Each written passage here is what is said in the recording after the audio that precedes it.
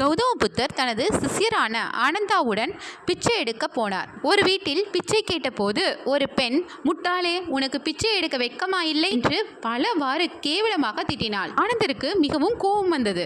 அந்த பெண்ணை திட்ட முயன்றார். புத்தர் ஆனந்தாவை தடுத்து நிறுத்தி எதுவும் பேசாமல் விலகி பிறகு கூட வருமாறு அழைத்து சென்று விட்டார். பிறகு புத்தர் தனது திருவோட்டை ஆனந்தாவிடம் கொடுத்து, இதை மாலை பொழுதில் திருப்பிக் கொடு என்றார். மாலை பொழுது வந்ததும் ஆனந்தர் புத்தர் கொடுத்த திருவோட்டை திருப்பிக் கொடுத்தார்.